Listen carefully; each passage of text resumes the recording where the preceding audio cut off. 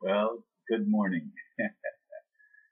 uh, I spent a little bit of time looking for something online before I started my video. Which is why I'm a little bit later than usual. I could have started like almost a half an hour ago when I got back from exercise. Anyway, the title for the video today is The Fight of My Life. Some would have thought that having to deal with my stroke and heart attacks would have been the fight of my life. Far from it.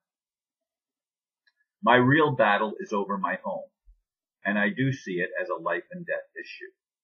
I'm grateful to God that the attorney that changed his rate without telling me first was able to buy me some time.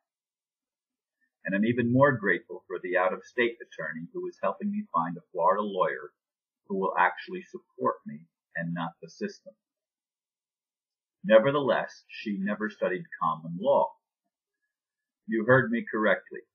They don't even teach the foundation of law in the law schools in the corporate U.S.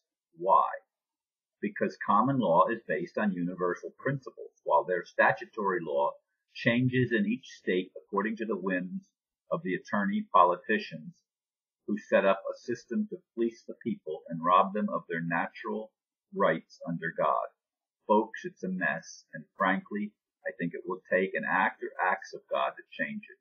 Until that happens, we live in a sickening, systemic world of systematic betrayal at virtually all levels.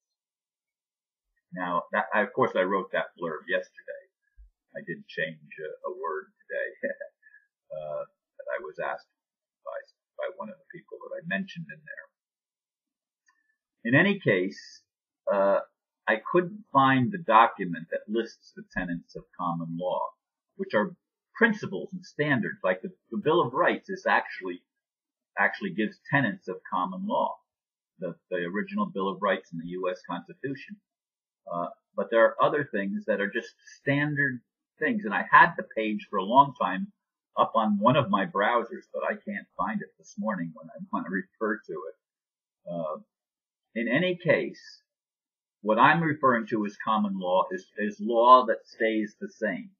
If you violate if a statute, for example, violates a common law, the statute is null and void as if it was never passed. That's part of common law. It has no standing and no effect. You can't just keep making rules up as you go along, which is what the current system of admiralty law does. It's the law of the sea that they're falsely applying to the people on the land. And as I've said before, they make us people, corporations. They take the wealth of our natural wealth, which is our inheritance as a human being.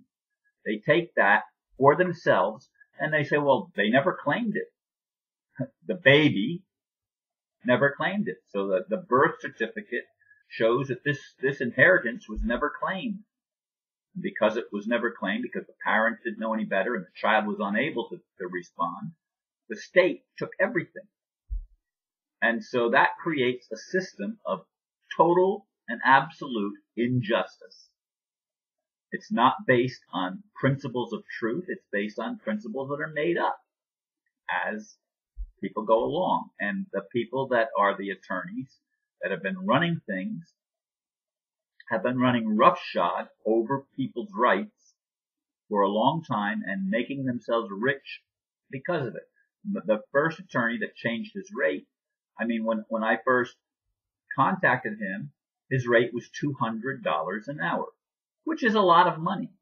But I said to him, I said, wow, the attorney that I've been talking to in South Florida was charging $350 an hour. He says, well, maybe it's time for me to change my rate. But he initially had said that his rate was $200 an hour. Then when I get, after going into a hearing and everything, I get a bill, and I had used it all up because he changed it to $275 an hour without telling me first. You know, he didn't tell me, well, this new rate that I'm going to do is going to apply to you. He didn't tell me that, which is one of the reasons I let him go. And the out-of-state attorney who was helping me is doing it for practically nothing, folks. is really helping me out of the goodness of her heart because of the recommendation of her daughter who listens to my video regularly. But it is the fight of my life. When I say that I can't live without my home, you have to understand something.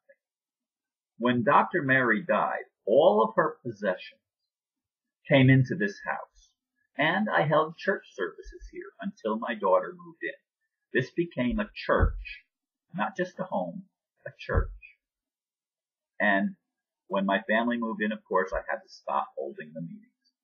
And that was November, a little over 2 years ago now. But the point that I'm making is that all of Dr. Mary's stuff is still in my house. Some of it's valuable. I've got to find places to store it. And I'm realizing as I'm going through all this, I need to downsize. There's no reason for me to keep all this stuff, but I'm not just going to throw it away, and I'm certainly not going to give it away.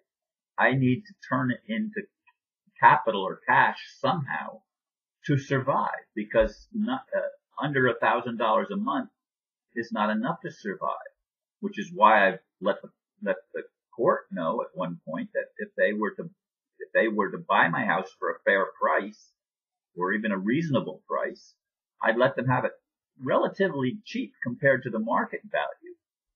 I made that offer, and the lady attorney that's working with me says, no, he says, you're going to be able to get a lot more money because they never actually, there was an affidavit, and they never rebutted the affidavit, and they went ahead and did some things before it was even put in writing. And you cannot transfer real estate, I'm told, without a contract, without a written contract transferring the ownership. You can't do it. You can't do it by a telephone call. So the only proof is my affidavit, which is again unrebutted. And an unrebutted affidavit stands as prima facie evidence and as the final judgment in a matter. You have to, an affidavit has to be rebutted or it's deemed accepted. That's just the way the law is written. That's common law. It's also common sense. But admiralty law, or the law of the sea, or the statutory law that they create isn't common sense. They have laws that even contradict each other. So you got to pull out of the hat which one's going to serve you.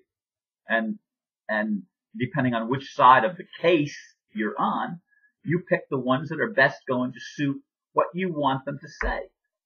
But there's no consistency. There's no standard in the current system. And the current system, folks, get this. The current system of courts is privately owned for-profit corporations. They aren't even real courts of law. They are fictional creations, which is why they make us a fictional creation. A corporation is a legal fiction. It is not reality. And corporations, according to common law, have rules. They must do things that uphold the law and serve the people. Not the rich fat cats that sit at the top and filter all the wealth from the people, but actually it's supposed to serve the people.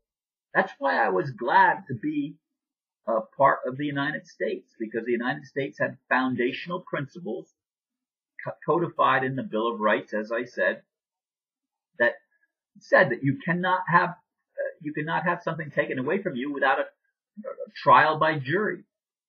Jury trial is one of the things that is guaranteed in the Constitution. And it was broken. There were other of them that were broken in my case. And under common law, it would throw out the bank's assertion that I owe them anything because I never had a mortgage. And they never, it's all fraud. And that's why this home is so important, because it's a principle. So anyway, thank you for listening, and namaste.